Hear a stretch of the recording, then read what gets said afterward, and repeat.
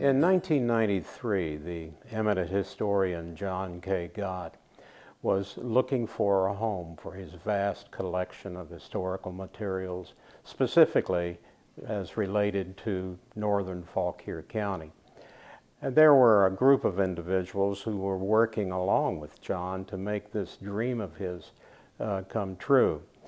Eventually, we moved into what we call the Maddox building, which is just to our east, and that became the first home of the Fauquier Heritage Society. You will notice that I say in what I'm discussing with you that the Fauquier Heritage Society was our first name. We later combined with a preservation group here in Marshall, and we became known as the Fauquier Heritage and Preservation Foundation. The foundation moved into this building about 1997. This building that we're in at the present time, historically speaking, is the 1771 Colonial Baptist Church, the oldest church, particularly for the celebration of the Baptist faith in the Commonwealth of Virginia. And this has been our home since 1997. The collected works in our library is the collected works of Mr. John K. Gott. John was born in Fairfax County, but his family had long and deep roots here in Fauquier. Almost immediately upon his birth, he and his mother moved back to Fauquier County. His mother had been a school teacher in Fairfax for a few years, but he moved back to with his now single mother and his, as he loved to tell the story, his group of elderly aunts who became the source of much of the historical information that he would provide to a listening audience. John attended the old high school here in town, Marshall High School, just up the street from the Fauquier Heritage building that we're in at the present moment. And after graduation from high school, attended Bridgewater, and that's the point at which he began his writing and his studies into the area of history. John, in 1993, was actively seeking a home for his 6,500 volumes of information that he had relative to the history of Northern Virginia, the Commonwealth of Virginia, and more specifically, Fauquier County. Those 6,500 volumes then became the nucleus of what is in existence here in the Gott Library at present. Along with his 6,500 volumes, there was also a large collection of period photographs that we have stored away and that are used by visiting historians and just the lay public who may come in at any given point in time. And all of those materials have become the focus and the center of the John K. Gott Library. The building that presently houses the Fauquier Heritage Foundation was at one time a colonial Baptist church. It has been, since its creation in 1771, it's been a church of worship, not only for the Baptist faith, but for many other faiths. It has been a polling place. It has been a number of other entities that have served Fauquier County and more specifically this part of Fauquier.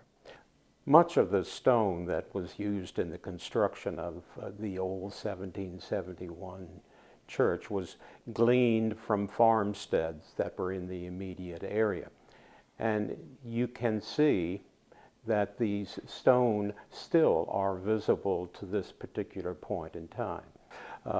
When possession was received by the Fauquier Heritage and Preservation Foundation, the large room that we are presently situated in was stripped to the floorboards, and exposed at that time was the perimeters of what would have been the old Baptist church.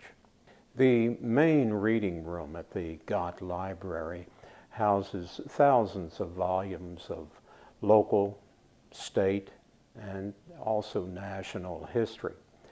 In the main library reading room, you also have a large selection of genealogical materials. The room adjacent to the main reading room is a small museum dedicated to the history of Marshall. We have artifacts representing businesses of today and businesses that existed here many, many years ago. In our museum area, we have many artifacts that have been collected from the Marshall community. Many of these artifacts date back to the early days of Marshall, when Marshall was Salem. Also, an area that was created not too long ago is the area dedicated to the Fauquier men who served in the military, particularly in World War II, or as Tom Brokaw once indicated, America's greatest generation.